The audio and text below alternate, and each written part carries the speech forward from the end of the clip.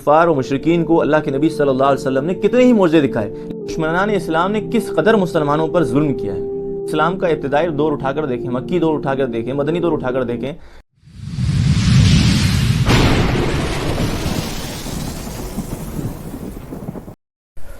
اسلام کے اوپر ایک اعتراض کیا جاتا ہے جو بڑا مشہور اعتراض ہے، اور اسلام پر یہ بیسیکلی جو اسلام دشمنان ہیں ان کی طرف سے کیا جاتا ہے، وہ یہ ہے کہ اسلام جو ہے یہ بزور بازو، شمشیر اور تلوار کے ذریعے سے پھیلا ہے۔ یہ اسلام جو آپ اتنا رائج دیکھ رہے ہیں، مسلمانوں کا ہیر پھیر دیکھ رہے ہیں، اور یہ اسلام کی آگے جو بڑھوتری ہو رہی ہے یہ زور تلوار کی وجہ سے ہو رہی ہے اور تلوار اٹھانے کی وجہ سے۔ حالانکہ یہ آپ دیکھیں گے، غور و فکر کریں گے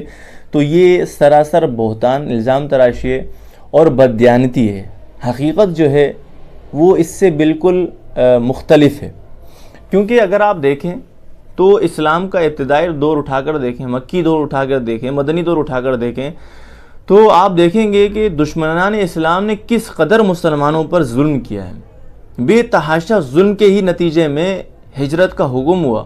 صحابہ کرام نے، اللہ کے نبی صلی اللہ علیہ وسلم نے مکہ سے مدینہ ہجرت کی، اس ظلم کے نتیجے میں ہی کی، اور پھر اس وقت بھی صحابہ کہتے تھے یا رسول اللہ کیا ہم اپنا دفاع کر سکتے ہیں، ان ظلم کے خلاف کھڑے ہو سکتے ہیں، یعنی ہم تلوار اٹھا سکتے ہیں؟ تو اللہ کے نبی صلی اللہ علیہ وسلم نے منع فرمایا اور اللہ کے حکم کا انتظار کیا، یہاں تک کہ حکم جہاد آ گیا۔ تو اس میں آپ دیکھیں گے کہ یہ جہاد کا بیسیکلی حکم جو ہے وہ اس میں مسلمانوں کی اعانت اس طور پر ہے کہ اب مسلمان بھی اپنا دفاع کر سکتے ہیں اگر سامنے مخالف سمت میں اور مخالف جو ہے جو پارٹی ہے، مخالف جو دشمن ہیں، ان کے خلاف تلوار اٹھانے کی اب اللہ کی طرف سے اور اللہ کے رسول کی طرف سے اجازت مل گئی تھی،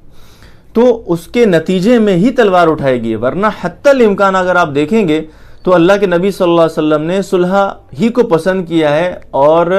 جنگ بندی کو ہی پسند کیا ہے۔ اور دوسری بات یہ ہے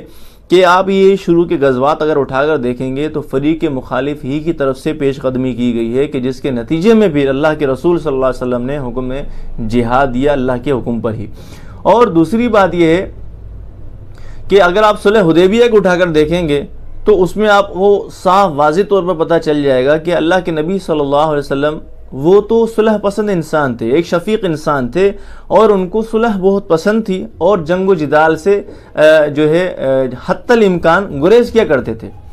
اور دوسری بات یہ ہے کہ اگر تلوار کے زور پر اگر اسلام پھیلتا تو یہ اسلام کی جو محبت صحابہ کے دلوں کے اندر تھی یہ تلوار کی بنیاد پر کبھی آ ہی نہیں سکتی۔ یہ وہ صحابہ جو اپنے کفر کے زمانے کے اندر اگر آپ دیکھیں گے تو وہ بڑے عیش و عشرت کے اندر تھے، بڑے ناز و نعم کے اندر پل رہے تھے، جب اسلام لائے تو وہ تو فخر کی زندگی گزار رہے ہیں۔ تو آپ مجھے بتائیں کہ ایک اس تلوار کی زور پر اسلام پھیلتا تو کون اپنی اس نعمتوں اور عیاشی والی زندگی کو چھوڑنا پسند کرتا؟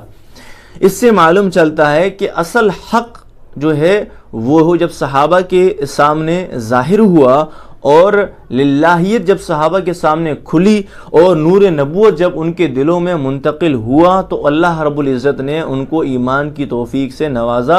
اور اسلام سے سرفراز فرمایا۔ پھر یہی صحابہ آپ دیکھیں گے کہ بے دریغ جہاد کے اندر اور میدان جہاد میں لڑتے ہوئے آپ کو نظر آتے ہیں اور کسی کی پرواہ کیے بغیر، اور آپ دیکھیں گے کہ میدان جہاد کے اندر کیا فرماتے ہوئے آپ کو نظر آئیں گے کہ اپنے ساتھی سے کہہ رہے ہیں کہ بھائی مجھے تو اس پہاڑوں کے پیچھے سے جنت کی خوشبو آ رہی ہے۔ تو میرے جو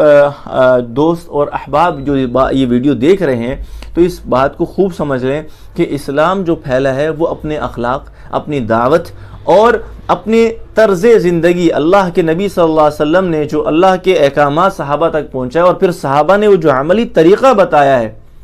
اس کی بنیاد کے اوپر اور اس سے ہی متاثر ہو کر یہ لوگ مسلمان ہوئے ہیں۔ اور اگر آپ دیکھیں گے تو کفار و مشرکین کو اللہ کے نبی صلی اللہ علیہ وسلم نے کتنے ہی معجزے دکھائے لیکن ان کے اوپر کوئی اثر نہیں ہوا۔ بالآخر جب اللہ کے نبی صلی اللہ علیہ وسلم نے اپنے اخلاق دکھائے تو یہ لوگ سارے کے سارے مسلمان ہو گئے۔ آپ کے سامنے میں مثال رکھتا ہوں کہ اللہ کے نبی صلی اللہ علیہ وسلم کو مکہ کے جو کفار تھے انہوں نے کتنی تکلیفیں دی۔ جب اللہ کے نبی صلی اللہ علیہ وسلم نے مکہ کو فتح کیا تو اس وقت ان کفار کو بہت ڈر لاحق ہوا، بہت خوف لاحق ہوا کہ اب ہماری خیر نہیں ہے، لیکن اس وقت بھی اللہ کے نبی صلی اللہ علیہ وسلم باقاعدہ قدرت تھی اللہ کے نبی صلی اللہ علیہ وسلم کو کہ ان سے بدلہ لے سکتے تھے، لیکن اللہ کے نبی صلی اللہ علیہ وسلم نے کیا فرمایا؟ لا تثریب علیکم اليوم، آج تم پر کوئی ملامت نہیں ہے، آج تم پر کوئی پکڑ نہیں ہے، اور سب کو معاف فرما دیا۔ تو یہ اخلاق دیکھ کر کافی لوگ اور کافی تعداد میں قبیلوں کے در قبیلے مسلمان ہوئے۔ اور دوسری بات یہ ہے کہ اسلام ایک قانون ہے، ایک ضابطہ حیات ہے، اور قانون ہمیشہ جب نافذ کیا جاتا ہے تو اس کے پیچھے تلوار، اس کے پیچھے ایک زور، ایک قوت ہونا بہت ضروری ہے۔ اس لیے کہ آپ دیکھیں گے کہ جب نیا مسلمان اسلام لا رہا ہے، اگر اس کو سپورٹ نہ دی جائے، اگر اس کی پشت پناہی نہ کی جائے، تو اس کے قبیلے والے کیا اس کو اسلام پر باقی رہنے دیں گے؟ آپ خود اس کا جواب دیں۔ ہرگز نہیں رہنے دیں گے، بلکہ اس کے اوپر پریشر ڈالیں گے اور اس کو بلیک میل کریں گے کہ وہ دوبارہ کافر ہو جائے۔ تو یہ بیسیکلی اس بات کو سمجھنے کی ضرورت ہے۔ اللہ سے دعا ہے اللہ پاک جو ہے ہمیں اس بات کو سمجھنے کی توفیق عطا فرمائے، اور ان کفار و مشرکین کو جو اسلام دشمنان ہیں ان کو اللہ تعالی ہدایت عطا فرمائے، اور ان کو جو ہے اللہ پاک نے اگر ہدایت نہیں مقدر میں رکھی تو ہدایت عطا فرمائے، اگر ہدایت نہیں ہے تو اللہ رب العزت ان کے شر سے تمام مسلمان امت کو محفوظ فرمائے۔ السلام علیکم ورحمۃ اللہ وبرکاتہ۔